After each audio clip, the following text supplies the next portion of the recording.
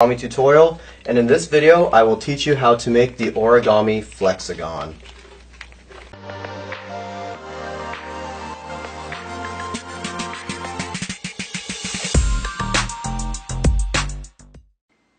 Alright, so you can do this with basically any piece of paper you have. All that we need to do is we need a 1:2 ratio rectangle.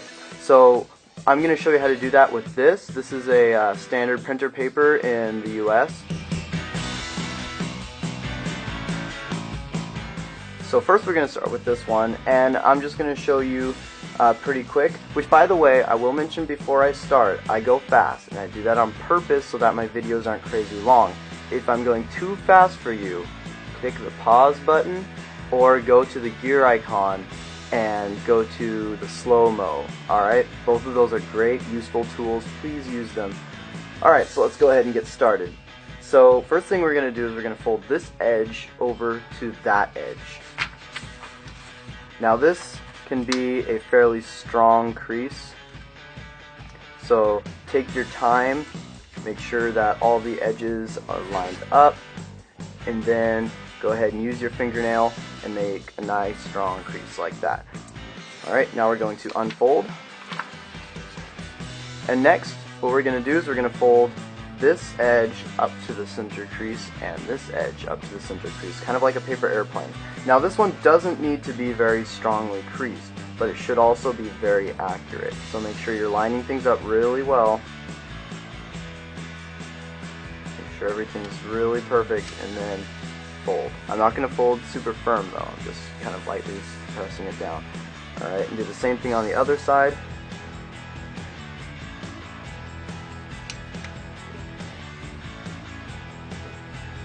Alright, so now we have kind of paper airplane looking shape. What we're going to do now is flip it over, and we're going to fold this top edge down. Okay, we're going to fold it down until we see these flaps sticking up. So the crease will be right where these flaps are. Okay, so keep the center crease aligned and make sure that you're folding down to exactly where the paper is, the other edges.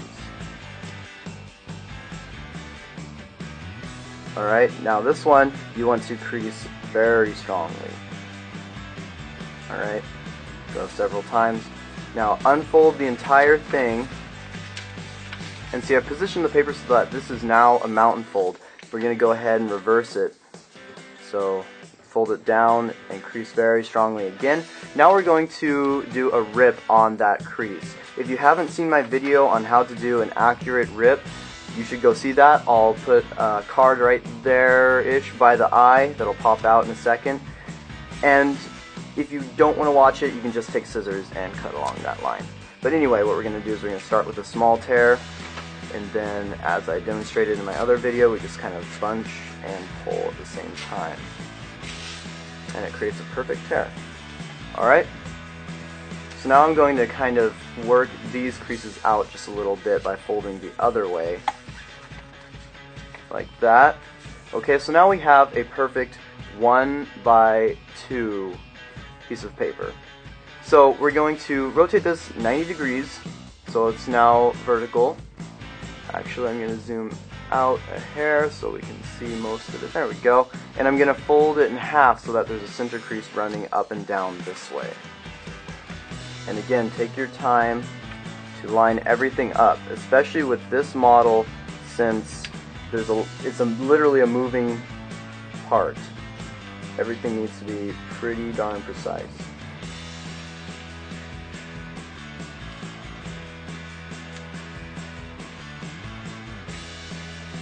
I think I hear someone's car alarm going off.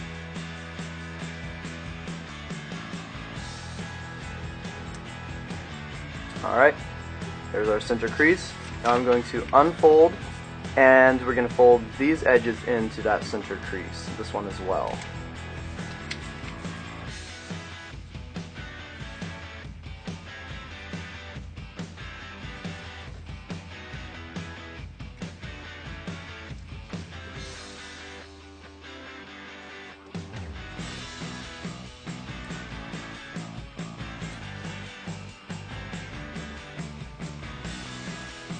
Now this edge.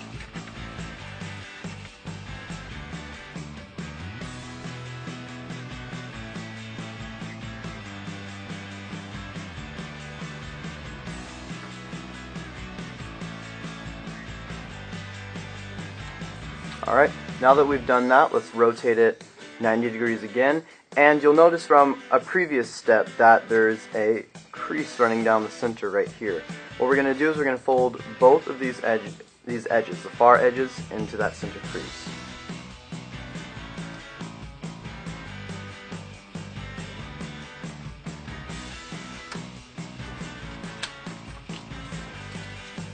And when you're done folding, unfold those.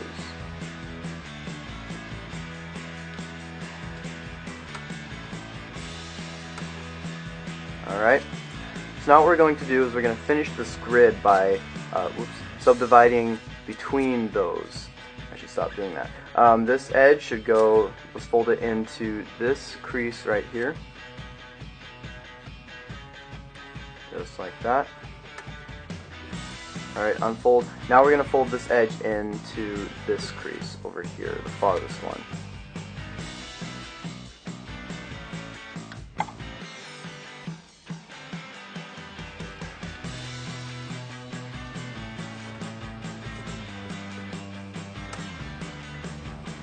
Alright, unfold that.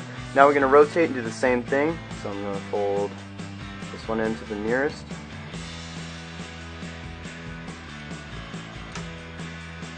Unfold, and this one not to the farthest this time, but to the second farthest. Just because the farthest is now one of the ones we did earlier. Alright, there we go. So now we have perfect little squares. I don't know if they're showing up here, but we have perfect squares. So now what we're going to do is we're going to be folding in a slope of 2. I know, math.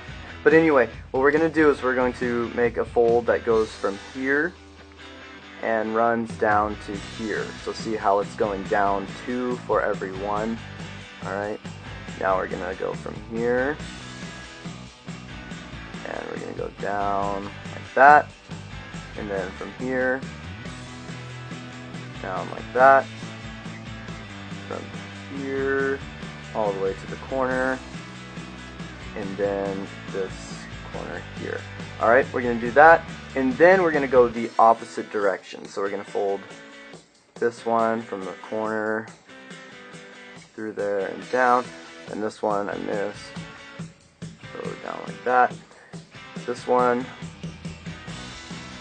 down like this one to the corner, and lastly this one. So there, you can see this kind of like diamond shaped pattern. That's the folds we're going for. So let's go ahead and do that. Just fold along all of these lines.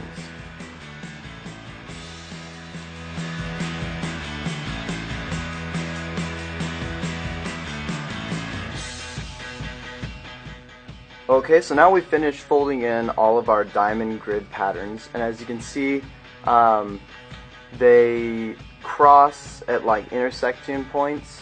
That's really important. I probably should have mentioned that earlier, but that's something that's crucial to how this thing moves. Anyway, if you didn't, it should be okay for your first try. So now what we're going to do is we're going to fold in these edges to the center crease like this, okay? So this flap right here, this side, is going to go inside this flap. Actually, we don't know which one's going in which yet, so that's why I'm doing this, and I'm going to look very closely and compare. I'm going to see if one of them is bigger than the other. If you did it perfectly, there shouldn't be any difference, but usually there's a little bit of a deviation just because perfection is not easy.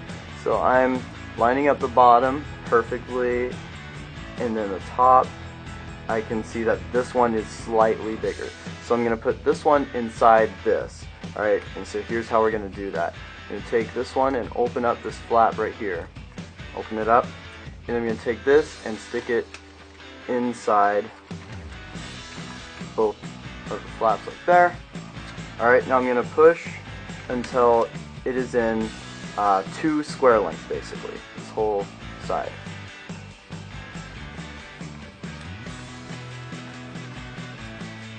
Alright, it's very hard to do this without crumpling your paper, but do your best.